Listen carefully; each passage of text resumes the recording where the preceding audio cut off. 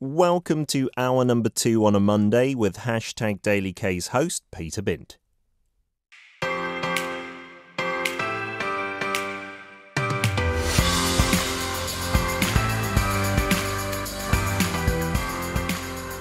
Tired of just scratching the surface of Korea? Want to get deep in the weeds? We unpack everything about Korea through its history on Now and Then with David.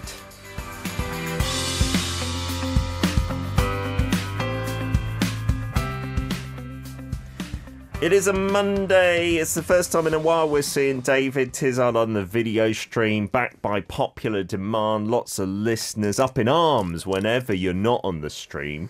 It's good to see you. I love your outfit today, David. That's a lovely green that you're wearing as well. I like green as a colour. And I told you I would have worn my England top like you if you'd have given me the memo, mate. No, but you've done well. You're the pitch, and I'll just run all over you. There You're you the go. ball. Yes. I'm the players. If you let me stomp on your chest, that'll be good.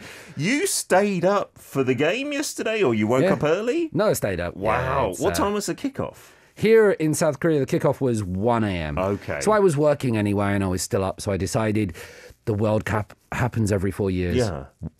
Now it does. It's going to change, isn't it? But the World Cup happens every 4 years, so why not have a look and see what's going on? What was it like? Was it fun watching? It was interesting to see, just especially in the first half, how terrible Qatar were. Oh, really? In a football sense, yeah. Oh, dear. Yeah, their goalkeeper looked like he had a whole bag of nerves. And I heard that he was the real, weak... Well, I guess there weren't too many strong links in it. But they invested a lot of money, I heard, in their team. So I was kind of half hoping or expecting they might do all right, but not really. This is the first time that the host has lost the opening game in World Cup history. I heard so that. Normally it would be the holders that play first. That was the way it was traditionally done, and then they put it for the host to play first. But this is the first time they've lost. I mean, Qatar... They stopped their domestic league in September to prepare. Wow. It's probably the wrong decision in hindsight, because you want to be keeping all their players are domestic based. You want to keep that competitiveness, keep that physicality. That's true. So I watched a documentary on it, and Tim Cahill, you remember the old Everton midfielder? He's like I remember Tim head Cahill. of their sports development there. I'm sure he's gone for certain financial reasons. He's getting paid bank, yeah? Yeah, but it's not looking like it's going to be a fairy tale story like Career in 2002 then. You think they might go out? Who knows? Football's a funny old game, somebody once said. Football is a funny old game, so you don't know. But the World Cup has started. Absolutely, and that's why we've got the hashtag today of World Cup. A lot of our listeners, to be fair, maybe from countries without too much of a World Cup history. I'm not sure if I could include our American listeners in that. That might be a bit disrespectful. They've hosted the World Cup. Yeah, in 1994, that's true. But many of our other listeners from places in Southeast Asia haven't had an appearance at them, or at least to the best of my knowledge. Do correct me if I'm wrong. And we're going to do a deep dive into it. For you, what's your favourite World Cup? I wanted to ask you that. Like, if you had to pick out one. For Koreans, it would hands down be 2002, right? Yeah, so 1990 I have memories of. Just staying up late as a child and watching those games and sensing something, feeling like something was happening. That's true.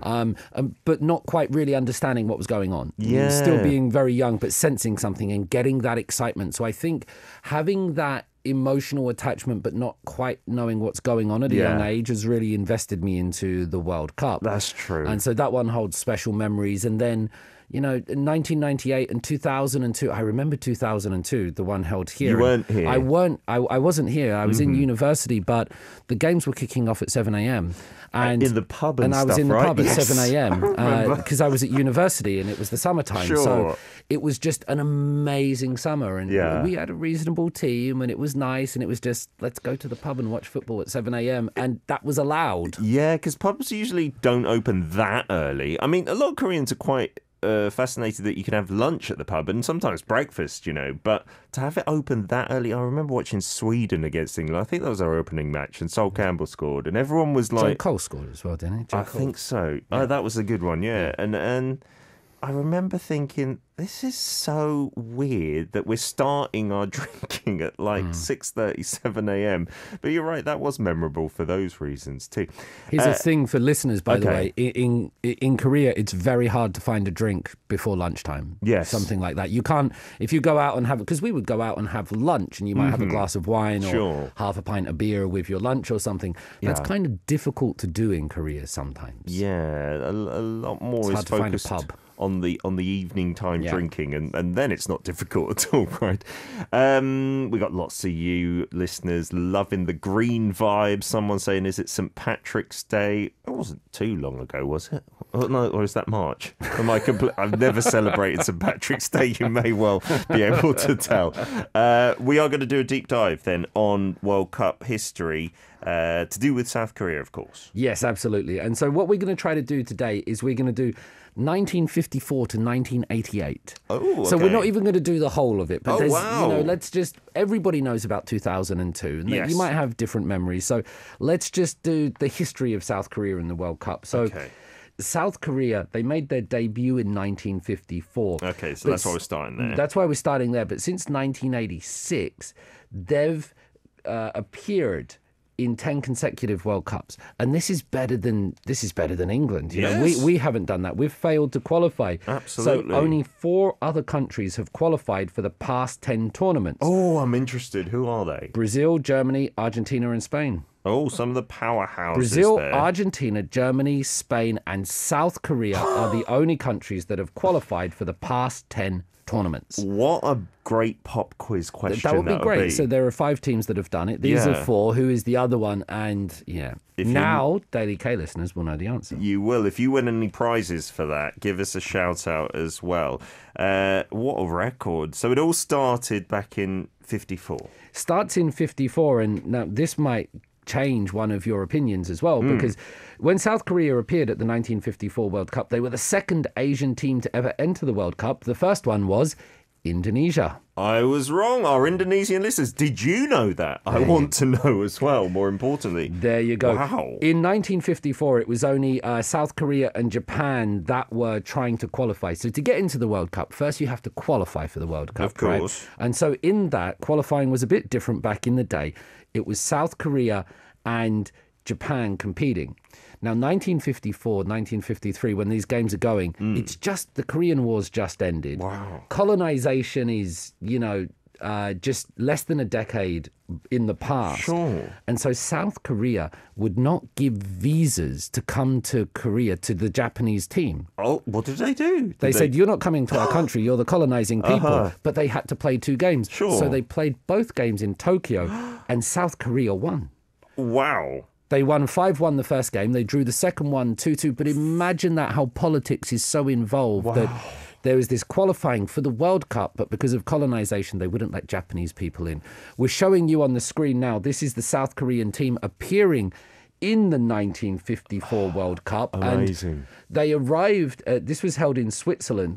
Now, the South Korean team, they arrived in Switzerland the day before their first game. Oh, jet lag. Wow. Really? They didn't have any pre-prep in Europe or anything? And so what people were saying is South Korea, or at the time, they didn't really understand what it means to travel long distances, that you need to get acclimatized, that you need to have, a bit of sleep or something like that. And airplane journeys back then wouldn't have been as comfortable as they are now. So South Korea arrived for the 1954 World Cup for their first appearance a year after the war. They arrived a day before the game, having beaten Japan, and that was their first appearance. And you can see there's some smart-looking chaps there. Yeah, I love the retro kits with the collars and everything. That's a fabulous story. I had no idea they had to just play off against Japan and winning those games, well, one of those games, heavily in Tokyo. What a backdrop. What I'm guessing maybe might have been unexpected, probably from the Japanese team at least. Did they do all right at the World Cup proper? No, but let me just say why. One of the reasons why they beat the Japanese team, people say, is because the South Korean team was full of South Korean military personnel. Oh, okay. And so having just come off the back of the Korean War, they were probably pretty strong and fit, and they'd been in good condition. And so they went over to play footballers, and these were hardened military personnel, and they, football was a bit rougher then. Yes, it was. A lot more could fly. Siska confirms from Indonesia, I didn't know that Indonesia ever went to the World Cup, but she says Indonesian people do love football so much, and the sport is really big here, but unfortunately on the global stage, too bad our team is not good enough. It really does depend on which region you're from, which competitive teams you have around you. Getting out of the Asia group with teams like Iran, Korea and Japan Australia. is pretty tough. Yeah, Australia's been the one for Korea that's difficult. Yeah. Let me just stay on the 1954. And by the way, if you're not interested in football, I'm very sorry, but it's the World Cup. Yes, and so we're doing Korean history. This photo is quite a famous photo now I want to show you. This is Hong Dok-yong. And this is from the 1954 World Cup. What's he doing? He's mending his boots. Oh, wow. This is the goalkeeper. South Korea lost 9-0 and 7-0, their two first games, to Hungary and Turkey in the World Cup. Oh, dear. And so he became the goalkeeper to concede the most goals. He holds that record. Oh, really? Hong Dok-yong. Oh, no. He's the goalkeeper in World Cup history that's conceded the most goals in a tournament. There's that photo.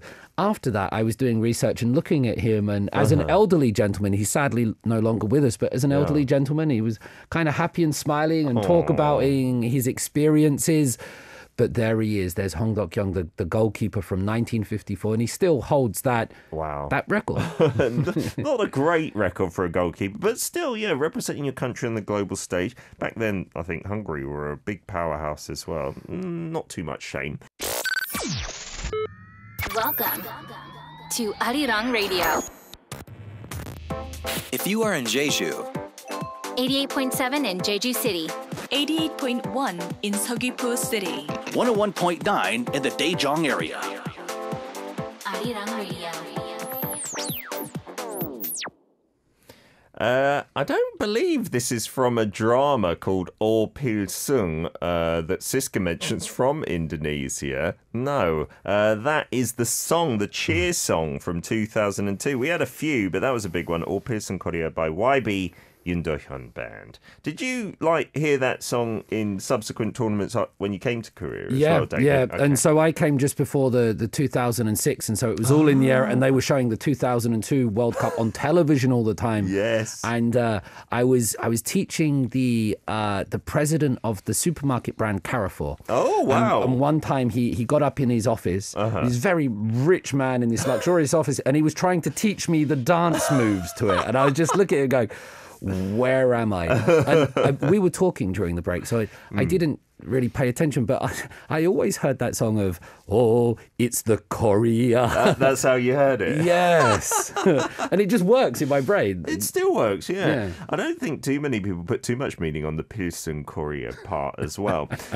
We do have some messages to Breakers saying, that's how I feel about the Olympics as a kid, David. You talking about the World Cup, watching it with awe and stuff like that. These big sporting events, some people say, they're really meaningless in the grand scale of things. But I don't know, there's a magic around them. And even this one in Qatar, which is ever so controversial, I'm hoping that people get on board with that side of things, right? Like supporting the magic of the tournament, not, of course, agreeing with the country's policies and whatnot. Interesting one. Interesting indeed. I'd like to talk about that because while it's very political and controversial where, in the United Kingdom and other parts, in South Korea, it's not at all. You don't really see much about that nature of the conversation. Marilyn saying, you sometimes, you get joy from watching a white ball go up and down a field to get a 0-0 score. Marilyn, you don't feel the vibe for football, and I can completely get that. And if you're from New Zealand, I believe your team is called the All Whites. And New Zealand, they hold a record at the World Cup for conceding the fewest goals or something like that. Oh, really? I believe it was at the last World Cup, and they had Chris Wood up front. They got one record. Oh, wow. Something like that. But I understand that football is not for everyone, Meryl. Yeah, and if you're into North American sports as well, you can't understand that a game can finish with 0 points on either side, right? If you're talking about things like 0 points. It's 0-0, mate. What just happened to you, for our Pete? international list? I've got to say soccer as well from time to time, which kind of bugs me. Although I looked into the history of that started in England, apparently, from association football, right? Getting it different from rugby football. But anyhow, Benny also saying the next World Cup is 2026 in 3 countries, the US, Canada and Mexico. Oh, it's taking place across all 3. That's kind of nice. Very different to the Qatar World Cup. So compact that is. Yep, and it's expanding to something like 48 teams or 42 teams. So this is the last one in the current format. So things change, and let's go with the changes, and our children will be watching it. As things change from the 1954 World Cup, South Korea qualified for their first time just after the war. 1958, they didn't even get close to qualifying, and it was very difficult. Indonesia and China both got to the final stage, but they didn't make it either. Oh, wow, so no Asian teams. Right, South Korea still didn't get there in 1962 World Cup. For the 1962, they lost the final qualifying match against Yugoslavia. I'd like to show you this picture from 1961. This is from South Korea, Hyochang Stadium, Korea versus Yugoslavia. They lost 8-2 on aggregate, so they didn't qualify. This is the first time that South Korea played a communist country in football, so there's a bit of history there. And I love those stadiums, if you look at that, just with that back. They don't have that 2-tier, but I would love to have been in that crowd amongst all those people. Even though, yes, South Korea didn't get over that final hurdle, but that would have been something to watch, wouldn't it? Yeah, that stadium, I don't know if it's still in its original guise, but it still exists, and I've played there. Like, they got a pitch that is artificial grass now, and it still looks a bit like that, like an old school thing. I'm sure they must have revamped it since the 60s, surely. But yeah, imagining the players playing on that humble pitch. Nowadays, we've got all the 2002 remnant stadiums, which are so fabulous, even all these years later. It must have been a completely different vibe. So they're not doing well so far. In 66, we know this World Cup because we won it for the one and only time, England. Were they there? No, they weren't, but the other Korea was there. North Korea, at the 1966 World Cup, North Korea qualified, and now this was huge things because Britain didn't recognize North Korea. North Korea wasn't a country. We don't know you. We want nothing to do with you. You're the communist enemy. But they were at the tournament. But North Korea qualified for the tournament. And everyone was like, oh my God, we have to give them visas. We can't just ban them. Of course. And so the official name of North Korea, Pete, is 북한? That's the Democratic People's Republic of Korea. The Democratic People's Republic of Korea. Now, Britain would not allow them to use that, so they were just called North Korea. They didn't use their official name. Interesting. And now, in games at the World Cup, you have the national anthems before the games, and you show the flags. Yeah. Because North Korea were at that World Cup, and Britain didn't want to recognize North Korea. Yeah. They didn't allow any games except the final and the first match to have national anthems or flags. Any other games as well? Any other games. Just because of North Korea? Just because North Korea. Wow. So at the 1966 World Cup, because North Korea qualified, no teams had their national anthem played. Wow. North Korea achieved one of the biggest victories in World Cup history. They beat Italy, the powerhouse. They beat them 1-0. Wow, before South Korea did it in 2002. North Korea had done this all that way back. The Italians have a they have a thing for the Koreans, but this has gone down in folklore, and it must be said the North Korean team were based in Middlesbrough, and they became part, of the community. There was this great sort of local love for North Korea because of their dedication or the way they carried themselves, and that was a way where sport transcended politics and Cold War ideology was put to the background, and North Korea achieved that famous victory over Italy. Wow, yeah, I do remember seeing those reports and them being loved in Middlesbrough, which, isn't like in central London or anywhere near there. It's quite far up. I've never been to Middlesbrough, I will say. And that was a bit random when I learned about that. But it does seem like they were cutting their nose to spite their face with not letting any of the other games have national anthems. Politics or was flags. Really important. In Middlesbrough, there's still a statue there. I've forgotten the North Korean. It's something like Ik Dok-hwan, the gentleman that scored. But there's still a statue that you can see there in Middlesbrough dedicated to him. And there was a documentary called The Game of Their Lives. Wow. And it's still there. That's so North Korea get the first Korean victory at a World Cup. Yes. I thought it would be fun to mention that. Sure. Well, South Korea didn't get theirs until 2002, right? That's right. That's interesting. Yeah, isn't a long it? time before. 1970 World Cup, South Korea lose to Australia. 1974 qualifying. Before getting to it, they don't even get to these. They don't even get to them because they lose to Australia. 74 in qualifying, they lose again to Australia. In 78, they lose in qualifying to Iran. In 1982, they lose in qualifying to Kuwait. Oh, dear. From that very monumental start in 54, getting there was this big lull until we get to 1986, and they're trying to qualify for the Mexico World Cup.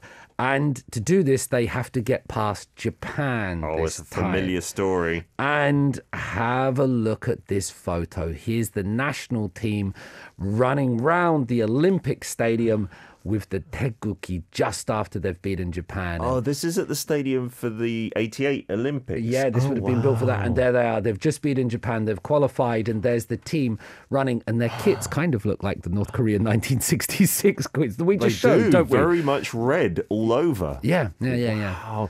Yeah, so you got to understand, I think for the longest time, South Korea, now an Asian powerhouse, but for the longest time until 86, not really can be considered as that, you know, in the not footballing doldrums, but they weren't the premier team out here. No, they weren't the premier team, but it was also much harder for these teams to qualify. I think there was very much a European and South American bias. Yeah. It was much easier for those teams to qualify. So they did qualify for 1986. Yeah.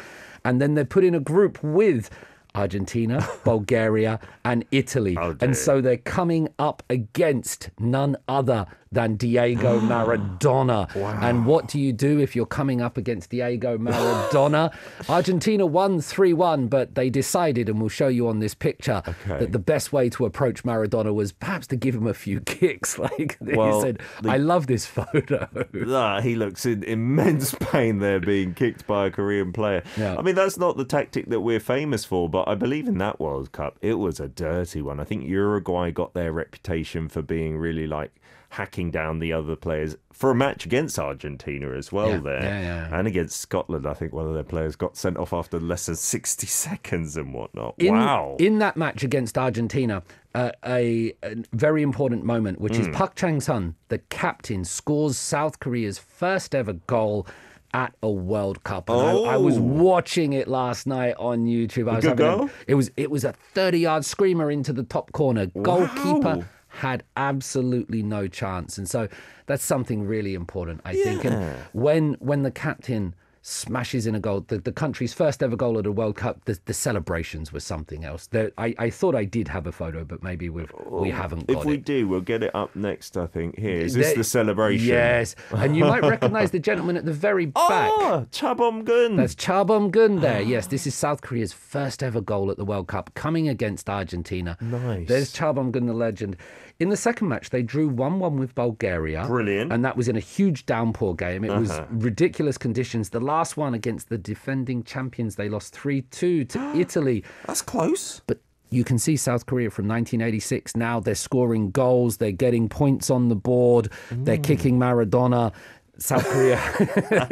I'm English. I'm sorry. We have to kick Maradona sometimes. Yes. If we'd done that, we might have more World Cups. Absolutely. But now they're finally arrived. Yeah. Wow, that's a big splash on the global stage. I wasn't actually aware of that. Them doing a decent job at that World Cup. For me, like I started watching them at 94 and that was a close one, and I thought that was their first big splash, but no, it's just my ageism, I suppose. And we're talking about World Cup history for Korea, not until 2002, because we did that deep dive into football in general months and months ago, so we're concentrating on the early World Cup history.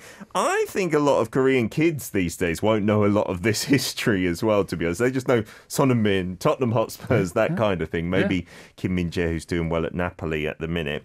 A few messages. Tropical K saying, who isn't interested in the World Cup? It really brings the world together. Sports is supposed to transcend politics. Yeah, that's what they say.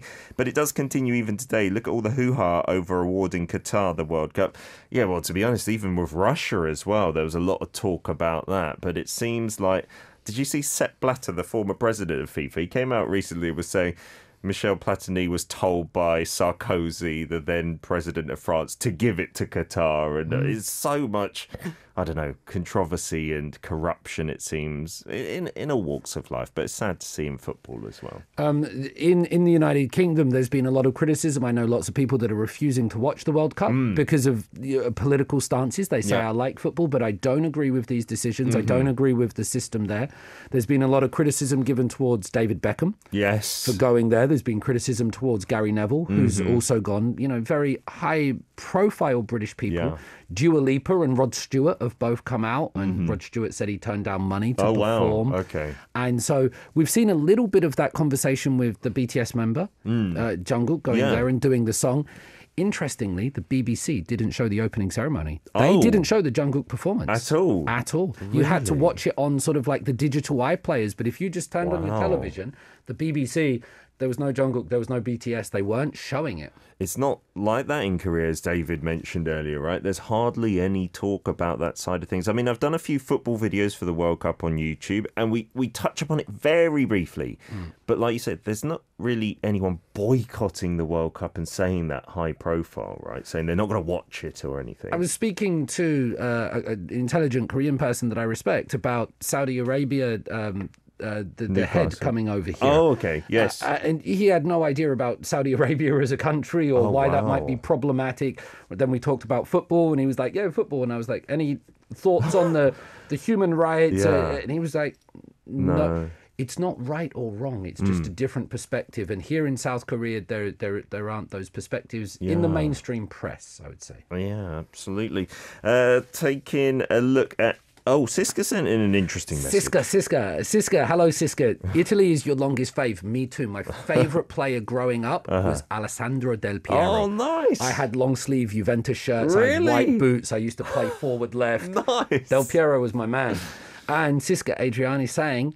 the Indonesian national football head team coach is Shin Tae-yong. And yes, he is. What a legend Shin Tae-yong is. Yeah, he was the career coach, I think. Is it at the last World Cup? Maybe. Yeah, it was at the last World Cup, and they didn't do very well. They didn't get past the group stages, but they beat Germany in that final game. Do you remember that? I do remember that. It was unbelievable. And I remember waking up my brother-in-law who was sleeping because it thought like they might qualify. Yes. Shin Tae-yong is the only person, I believe, Siska, to win the Asian Champions League as a player and a manager. That's the history for you. Let's have a look at some more photos. Yes. Let's have a look at 1990. So we were talking about this. Now, South Korea, in qualifying for 1990 World Cup, they blistered through it. 11 games, 9 victories, 2 draws. So they weren't defeated, and they were going in with this huge expectation because they were doing so well. They had to play Belgium, Spain, and Uruguay.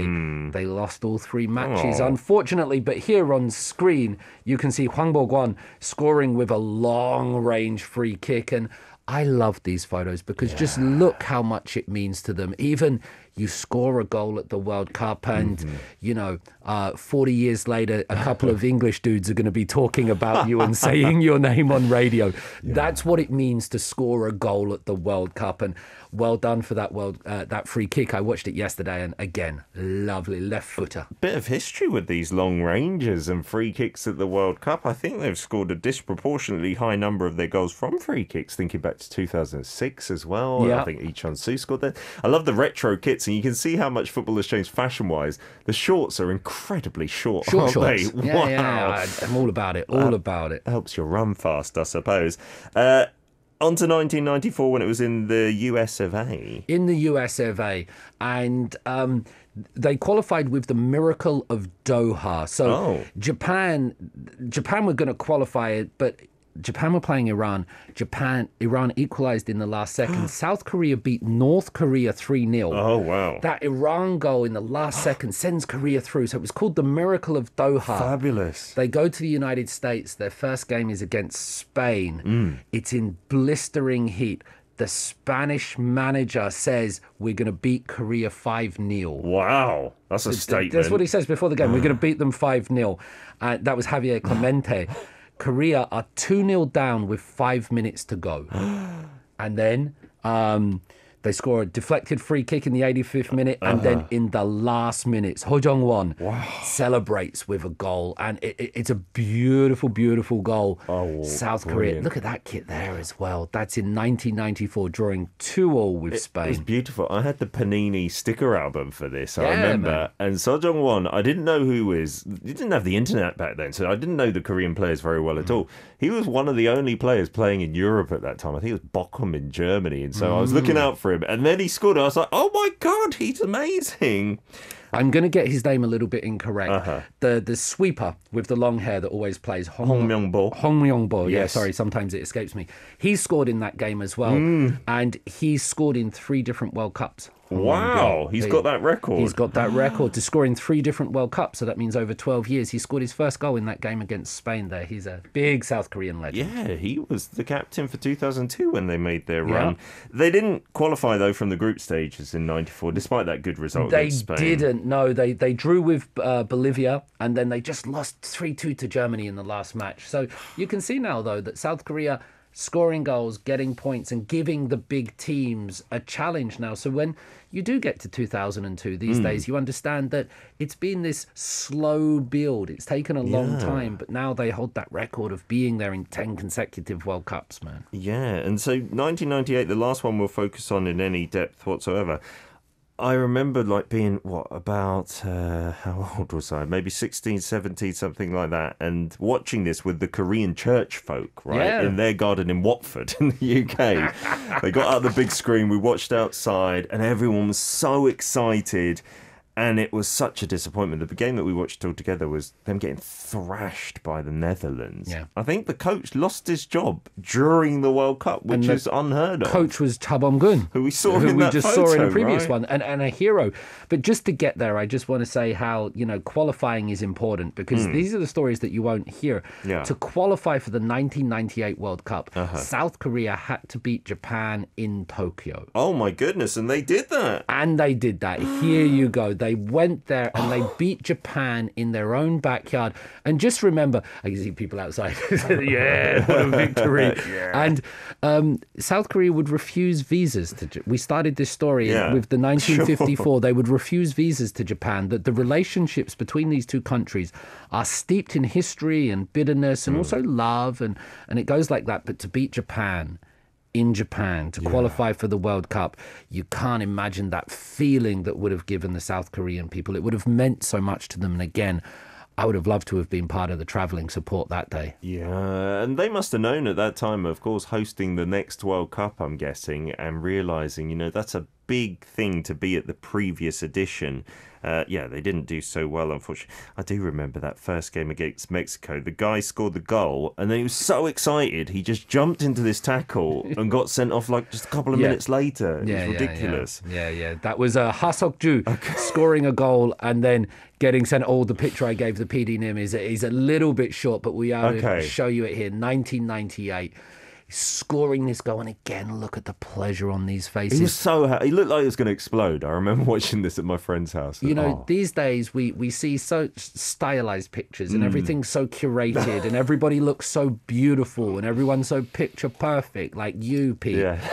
But you see these footballers in these moments, and look at that. It's unbridled passion. And I'm showing you all the passion here, but we could probably also find loads of pictures of South Korean people in tears and just suffering immense grief, not because of national tragedy, not because of loss, division or war, but because of football. Football will do that to you. Football will give you game. It is the beautiful game. So that brings us. That's 1998. I hope you enjoyed some of those pictures and learning about some of Korea's older football history. Yeah, and that's what I'd love. People who aren't too much into the World Cup, people who've maybe never watched it before. If your country's competing, get on board. You can get so much joy. Like David just mentioned, though, you could get sadness as well if your team gets thrashed and you fall at the first hurdle. But that joy, that kind of collective joy, there's not many things that do that. And here in Korea, we're so on board with that. If we won one of these group games, we'll be so happy. Like the next day, everyone will be walking on cloud nine.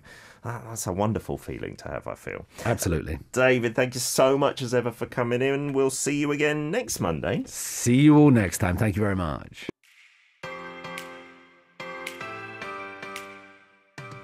you can listen to Monday's segment Now and Then with David Tizard every Monday from 10 a.m. KST on #DailyK.